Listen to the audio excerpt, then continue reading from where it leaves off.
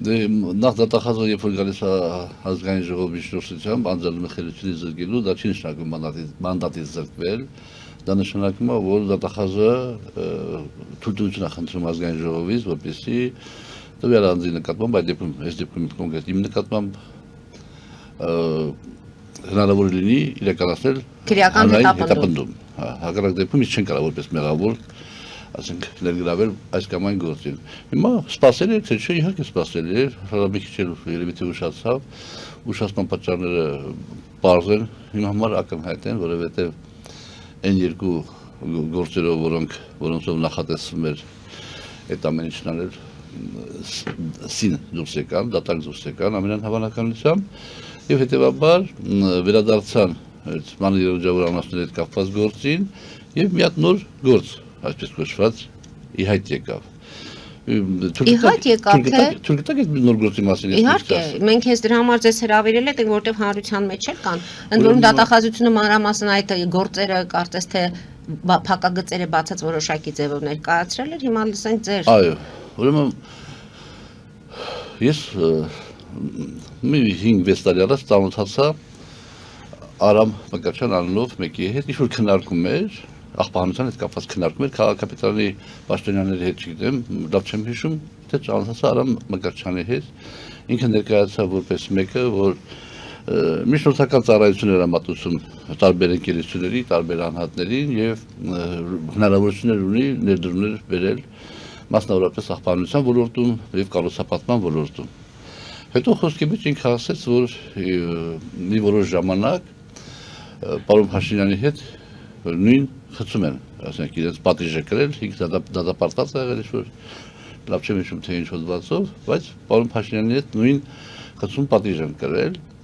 Ես այդ մասին տեղյակ կայացի պարոն վարչապետին, ասեց, որ հա շփվեք պարոն Աղազարյան, բայց զգուշ եղեք։ Ասեցի, որ ինքը ներդրումների, բաների տարբերակները առաջարկում, ասեց շփվեք, բայց զգուշ եղեք։ Շփվեցինք։ Իվորը ժամանակ հետո ինքը ամուսնացավ, 60 տարեկան, մոտ երևի 47-50 տարեկան, ամուսնացավ, եւ ես դառա իր սակադրության քավորը։ Ասենք մեր մեջ նաեւ ինչ-որ իմաստով բարեկամական հարաբերություններ ձևավորվեց։ Տարբեր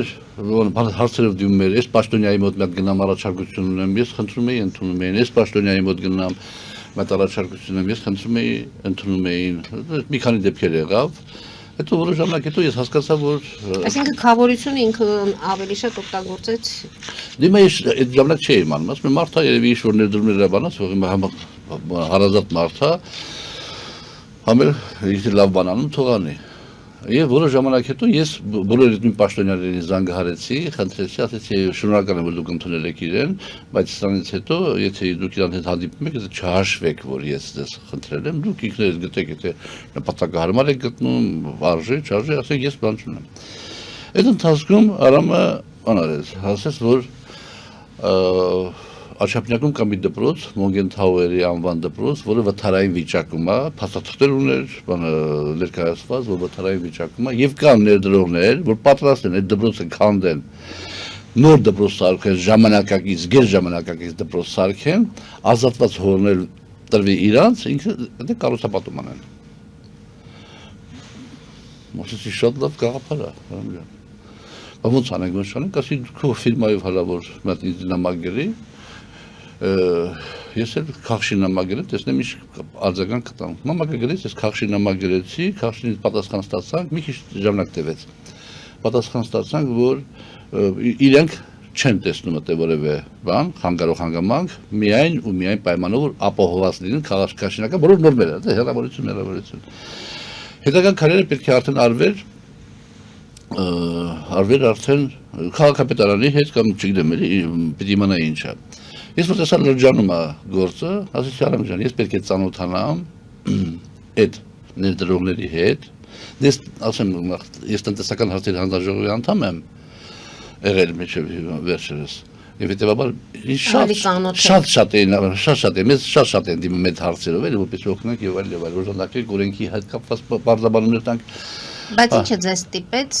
ինչ որտեղ արդեն մի փոքր ավելի խորը մտածել այդ ուղղությամբ, պարոն Աղազարյան։ Շփումներից սկսեցիք մարդկանց ճանաչել, որովհետև այդ ընթացքում մոտավորապես ես միջնեք տղայիս համար մեկ տուն էինք ուզում բանանենք գրվեինք, ինք իմացավ մասին, ասես լավ ծանոթ ընկեր ունի, ծանոթ կառուցապատող, շատ լավ տեղ բնակարաններ է սարքում, այդ համ խոսենք, գնացինք, թանկ դուրս եկավ, այդ բնակարանները, բայց այդ ինձ ծանոթացեց կառուցապատողի հետ, բայց թանկին շարունակություն չունեցավ, մի քանի ժամ, մի որոշ ժամանակ հետո ինքը ասեց, ես բանա այդ կառուցապատողը, մի հատ բանա ուզում անել, ինչ-որ ջրագից հասկացնի, չգիտեմ ինչ հասկացնի, քաղաքապետարանը համապատասխան թույլտվություն տա, մի քիչ ձգձգում է մարդու գործերը կան մեկարակ բանանեք։ Ես զանգեցի կոմունալ վարչություն, ասեցին, հա, պարոն Աղազարյան, ընթացքի մեջ ուղղակի եղանակային պայմաններով երևի մի ամսվա ընթացքում կտակ։ Ես դե արդեն հասկացա, որ ինքը իմ բանս ֆեյսս տանում է ներկայացնում է եւ օգտագործում չհասկաց անհանգստություն ունեցա, որը կամաց խորացավ։ Եվ այդտեղ ես ասեցի, պետք է ծանոթանամ ներդրողների հետ։ Այդ ընթացքում նաև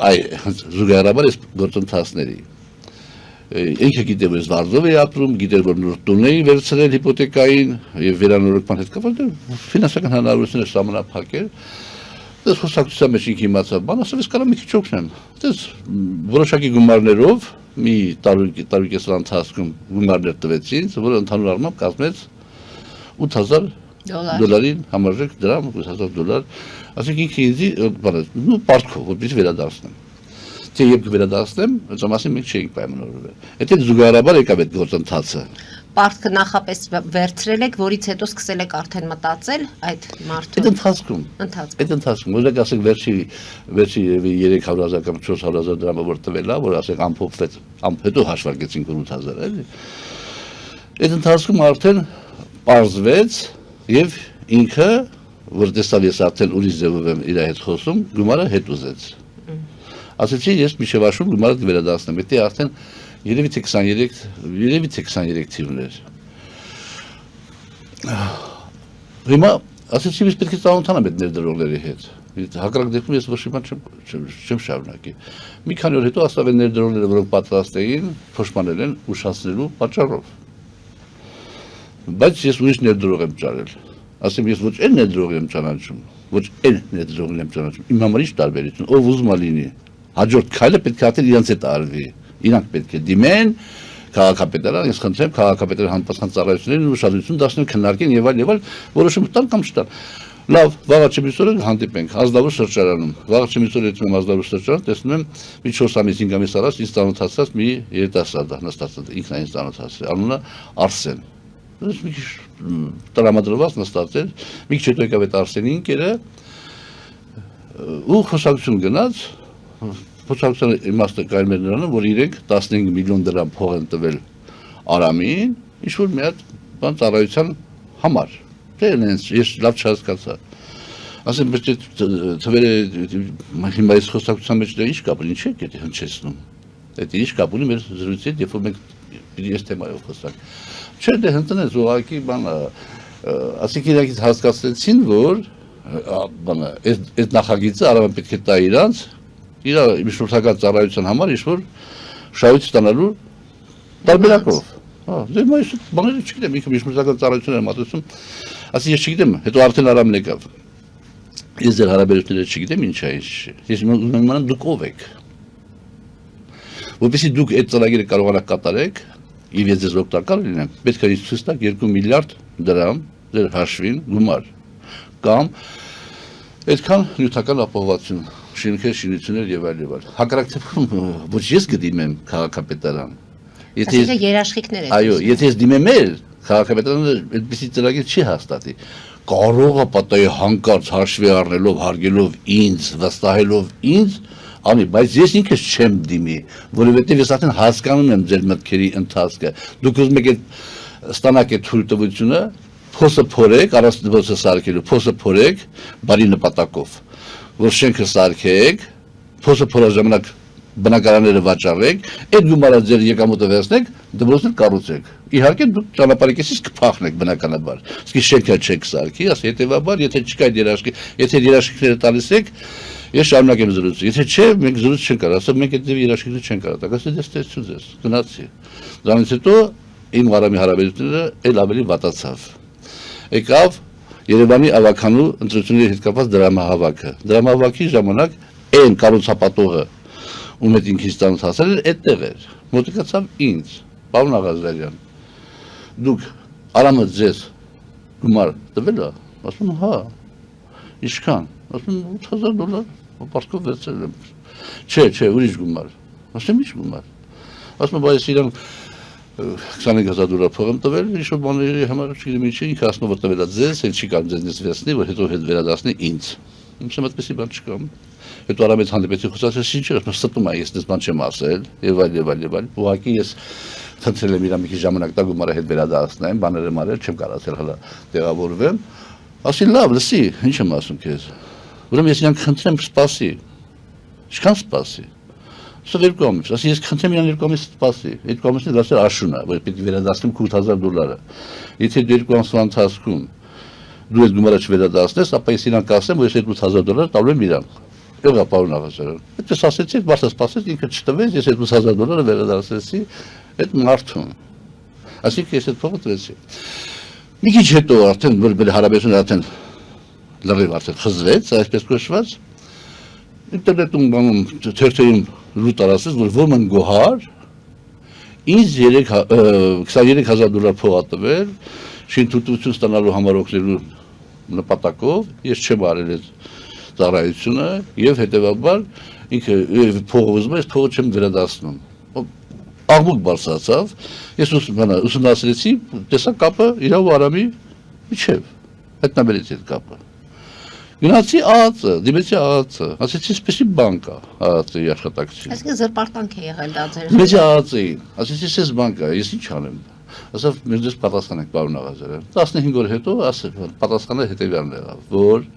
ինքը Արամը շատ լուրջ խնդիրներ ունի ֆինանսական տարբեր մարդկանց հետ, հետեւաբար պարոն Աղազարյան, որպեսզի այս ամեն ինչը պարզաբանվի որքան հնարավոր է, դուք պետք է դիմեք իրավապահ մարմիններին համապատասխան գործընթաց սկսելու համար։ Ես դիմեցի իրավապահ մարմիններին, որոշ ժամանակ հետո բանից քննչական կոմիտեից պատասխան ստացա, որ այստեղ նյութ չկա, որ մենք գործ հարուցենք։ Մեկն է Facebook-ում ինչ-որ բան ա գրել, ասել է, դա բան չի, էլի, որ ասինքն անհիմն բան է։ Փակվեց այդ թեման։ Թեման փակվեց զուգահեռաբար մեր կուսակցությունից այդ ժամանակ հեռացված ԿՊ-ից սինդիկատում հեռացված, դեռ չհեռացված մեկ եկար Հայկ Նազարյան, դիմել էին իրան, որպեսզի այդ հարցը ինքը լուծի, այդ գոհարներ դիմել իբրև թե, այդ աղմուկը բարձրացավ, կուսակցության մեջ իմացան, կուսակցության վերահսկողի հանձնաժողովը քննարկում կազմակերպեց, հրավիրեց այդ գոհարին, Արամին եւ Հայկին Նազարյան եւ ինձ։ Եվ մենք այնտեղ քննարկեցինք այդ հարցը։ Տիկին, դուք մի երբևէ հանդիպել եք իրար հետ, դուք ասում եք, որ $23,000 փող եք տվել։ Խաչաձև հարցերի բանի արդյունքում պարզվեց, որ այդ ամեն ինչը հիմքից զուր կա եւ բանա բաժանվեցինք այսպես կոչված։ Հետո դրանից հետո պատասխան ստացա այս քննչական կոմիտեից, որ բան չկա, որ մենք հարուցենք։ Անցավ ժամանակ։ Հիմա դատախազը եկել է, այդ նույն գործը գցել է այդ այսպես կոչված բանի երջանավորների գործին մի ընդհանուր գործի մեջ, նույն գործը, տարբերությունը ո՞րն է։ Հիմա այդ նույն գոհարը չի ասում, որ ինքն է տվել այդ գումարը։ Այդ նույն գոհարը ասում է, որ իր ընկերուհին, ասինքն Արամի քույրիկը, իրան ասել է, որ Արամն է փող տվել, Արամն է տվել այդ գումարը, եւ պետք է արդարությունը վերականգնվի, փողը պիտի վերադասվի։ Դրան հավելվել է եւս մեկ դրվագ, որ այդ 23,000-ի շրջանակներում թե դրանից դուրս Արամ Մկրտչյանը, այդ Հայկն ասում Նազարյան, առանց Արամ Մկրտչյանի մյուս դեպքերում կա հեռախոսակցություն իմ ու Արամի միջև եւ այլ, այս դեպքում որևէ բան չկա, այդպեսի Արամ Մկրտչյանը իբրև թե իմ ընկերուհուն, բանա հեռախոս եւ մատանյանը վերել ընդհանուր $8,000 արժողությամբ, իմ բանով, խնդրանքով։ Ես գործուղման եմ եղել է ինձ հարազատ մարդու ծննդյան օրը, ես խնդրել եմ իմ սանիկին, Արամին, մի հատ հեռախոս արամի $60,000 Samsung նվիրի, մինչև ես գնամ այդ հարցերը գլուծեմ։ Ինքը 60000 դրամը Samsung-ը առել է, մեկ էլ 60 կարող է 7 չեմ անում դա։ Ինքից ասես 80000 դրամ փող է ծախսել։ Ծաղիկներով եւ այլ եւ այլ եւ այլ։ Ես վերադարձա չեմ հիշում այդ 80000 դրամը իրան վերադարձեցի անմիջապես, թե մենք գումարեցինք այդ մեր 8000 դոլարի մեջ, լավ չեմ հիշում այդ պահը։ Այդ է հիմա ավելացել, ես հայտարարում եմ, որ կյանքում, իմ ամբողջ կյանքում երբևէ որևէ մեկի միջոցով մատանի նվիրած չկամ։ Որևէ մեկին երբևէ որևէ մեկի միջոցով մատանի նվիրած չկամ։ Էսա հիմա այս տարբերակը պարոն Աղազարյան նորից ինչ որտեղ դիպչում են ձեր բարոյական, ընտանեկան ամեն դեպքում աղմուկ ընկերուհի մատանի հեռախոս 60 տարեկան տղամարդը ընկերուհի չի ունենում 60 տարեկան տղամարդը ուրիշ բան է ունենում իսկ ում որից հեռախոս եմ նվիրել դա ինձ հարազատ մարդ է հեռախոս եմ նվիրել ծննդյան 60000 դրամ 60000 դրամը հեռախոս եմ նվիրել ծննդյան կապակցությամբ նպատակը ո՞րն է այս ամենի այս գործերի ավելացման դե հիմա բանա որովհետև պետական գաղտնիքի այսպես կոչված արտահոսքի հետ կապված բանը թեզը եւ իթե դժվարացան հիմնավորել կոռուպցիոն հակակոռուպցիոնում ես էլ հիմա հանել են որ ես եմ դիմել ժամանակին տարիուկ ես արած բերեն այսպեսի մի քիչ աղ են ցանել այդ մատանու տեսքով բանի վրա այդ գործի վրա եւ ներկայացնում են հիմա նպատակը ո՞րն է դե նպատակը պարզ է ասենք պետք է այս աղմուկը բարձրանա որ ասենք падգամավորները տրամադրված լինեն որ քվեարկեն անձնամխելիությունից զրկեն հետո կերևա թե ինչ-ինչ է իսկ ինչ եք մտածում ձեր նախկին ընկերները այսպես ասենք ինչ դիրքորոշում կունենան ես կարծում եմ բանը որ իրանք կողք քվեարկեն ինձ անձնամխելիությունից զրկելու եւ ես որևէ մեկի դա նրանց անձնական որոշումը կլինի թե նրանց ինչ որտեղ ճնշումներ կլինեն որոշ մարդկանց վրա կլինի ճնշումներ, որոշ մարդկանց վրա, որոշ մարդիկ էլ բանական են իրենց անկեղծ մղումներով, որովհետև ճշմարտությունը բացահայտելու նպատակ հետապնդելով։ Հիմա փաստորեն հիմա ես ոչ չեմ կարող կանեմ ազգային ժողովի ամբողջ բանանեմ կներեք 1000 անգամ բարես համար կֆրֆռացնեմ, որ ես դեսեք այդ մատանին $8000 չափով մատանին, ասենք բան առաջացնում էլի։ Դες ինչ բաներ է։ Բոլորը գիտեն իմ ապրելակերպը։ Բոլորը գիտեն իմ ծախսը, հագուկապը, ունեցվածքը, ասենք հետեւաբար այդ ձևի բանաները աղմուկ բարձրացնել, հետո 4 ամիս հետո 5 ամիս հետո կպարզվի որ ընդ բանա։ Հələ ես միջին մտածում որ թյուրիմացություն կա։ Ես հասկացամ Տիկին Վարդապետյանին, կարող է թյուրիմացություն այդի, մտուշ խնդրեմ որ շատ բանանեք նայեք էլի։ Ինչ է թյուրիմացություն չի 4-5 ամիս հետո կալանքի տակ պայելուց հետո ասենք Հայկը կասի, Նազարեն կասի չի ես ինձ սխալ էի հասկացել, քանի որ Արամի միջոցով փետրվարից անցած տարվա փետրվարից Հայաստանում չի։ Եվ այդ բաները ցուցմունքները այսպես կոչված ինքը տեսաերիզներով տվել է Հայկին, Հայկն էլ որպես մարդու իրավունքների պաշտպան, արդարության ջատագով դիմել է իրավապահ մարմինին։ Այն ժամանակ ուրիշ ձևեր ուզում լուծել, հիմա այս ձևով լուծում հարցը բանան։ Կասի բանը, դե կներեք, ես սխալ էի հասկացել, տեսաձայնագիտությունը մի քիչ լավ չէր, ես սխալ էի հասկացել, ես իմ ցուցմունքը հետ եմ վերցնում։ Այդ մատանու պահը ես սխալվել եմ։